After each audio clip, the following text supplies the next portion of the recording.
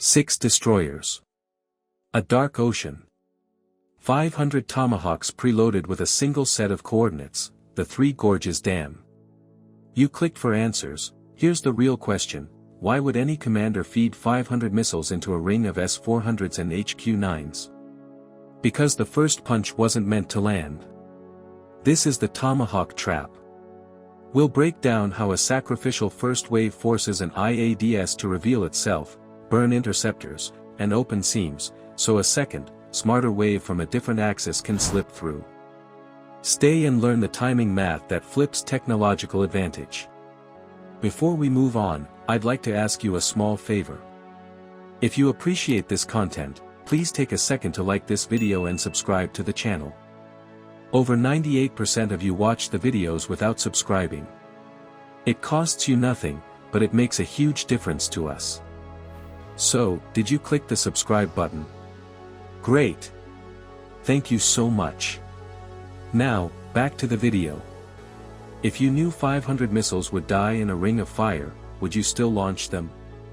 6 destroyers idle beyond the horizon, darked out and quiet. Pre-planned routes sleep inside steel tubes, waiting on the same clock. Launch windows stagger, not for accuracy, but for choreography.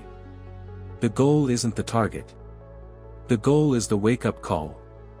You want the coastal radars to blink on in sequence, from shoreline pickets to inland nets, so you can read their rhythm like a cardiogram. But then the IADS stands up. Layered S-400 and HQ-9 zones throw high-altitude umbrellas and low-altitude fences. Overwater radar pickets sniff for sea skimmers. Fighter CAPs plug the gaps in the grid and push outward like a tide. A straight line becomes a meat grinder.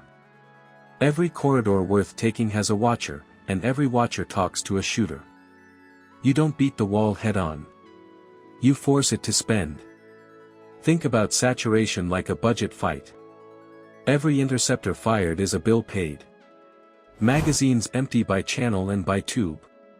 Search radars that blink on tell you which node owns which slice of the sky, and the frequency they trust when they feel threatened. Once a radar speaks, you learn where it lives, which way it looks, and how fast it hands a track to a shooter. Sensors and shooters are the wallet. Your missiles are the tax audit. That's why the carrier group fires first as bait. Not to end the fight, but to start the math. You want emissions. You want batteries to burn through easy shots so they reload at the wrong time. You want to see how fast one province hands a track to the next, where the delays start, where the human in the loop slows the chain. The first punch isn't designed to land. It's designed to make the defense flinch and talk. The missiles ride low and slow through black air, skimming waves, dragging behind ridgelines, clipping valley floors to defeat line of sight. Terrain masking buys seconds. Low-level cruise trims radar return. But a dense net that's fully awake closes those cracks. Overlapping sensors at different bands catch the glint others miss. Watchers compare notes. Routes that were safe at launch become funnels once the grid learns the pattern. Meanwhile, real-time brains keep the stream alive. An E8 joint stars pulls and tracks, cleans the clutter, and redraws routes in flight. It's the quarterback that turns a scripted play into a hot read when a new battery lights up. Kill that node and your missiles stop adapting. They go from chess, where pieces can react, to checkers, where they march straight into the next square and hope it's not a trap. Then the break. A stealth interceptor pounces, and the E8's antenna farm goes dark. Data links sag from rich, live updates to thin, fallback channels. Preloaded waypoints take over. No more lateral shifts to avoid a freshly queued radar. No more time-on-target tweaks to outrun a fighter sweep.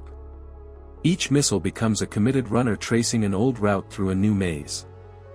Still, the first wave does its job. China's net shows its pulse. Some batteries shoot fast and empty sooner than they planned. Others hold fire and lose shots when the handoff stalls. Coastal and inland sectors struggle at the seams, where one commander owns the sky for 10 miles and the next owns it for the next 10, and neither thinks the handoff is theirs. Those seams widen under stress.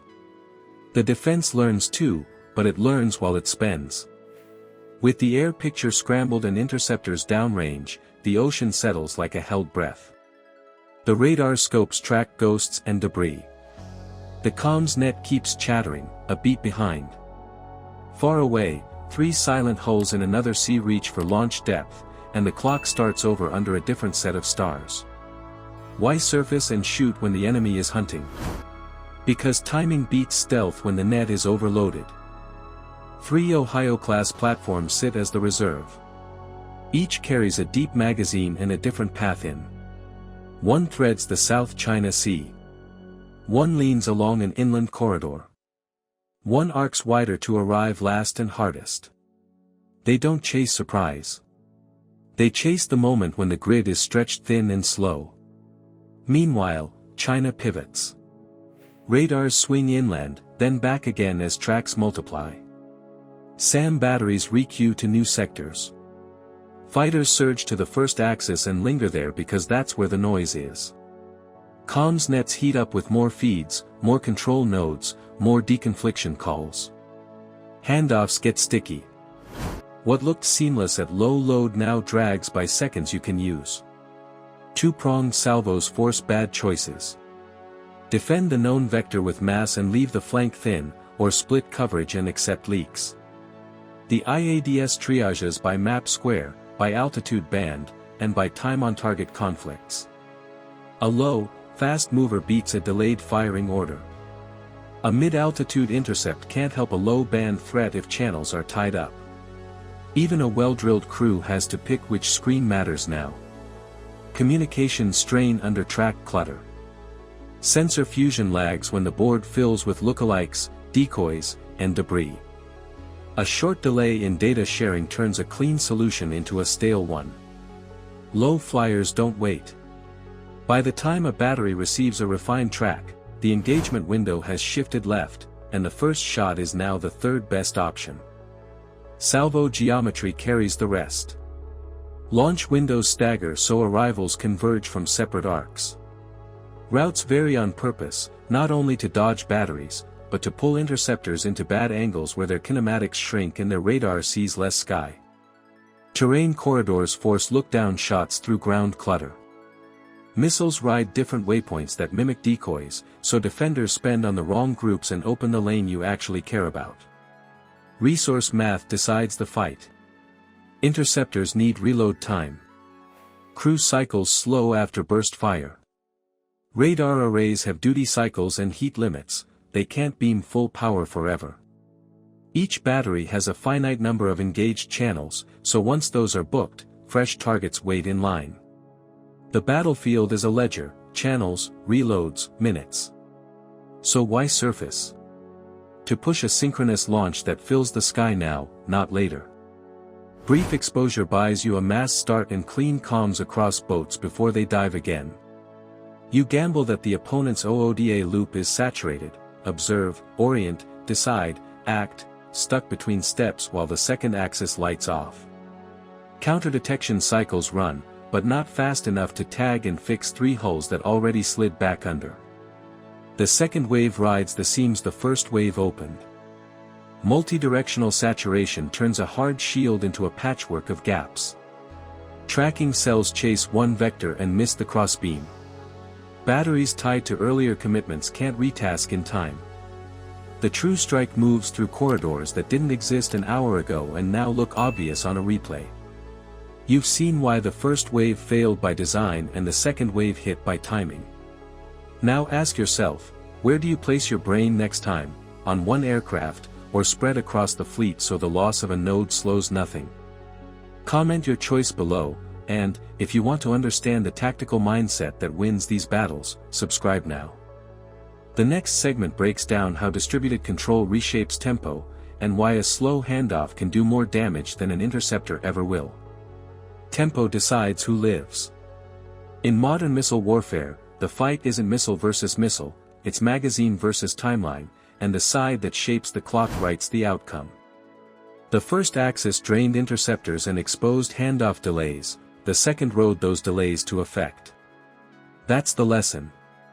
Now, you choose the brain of the force.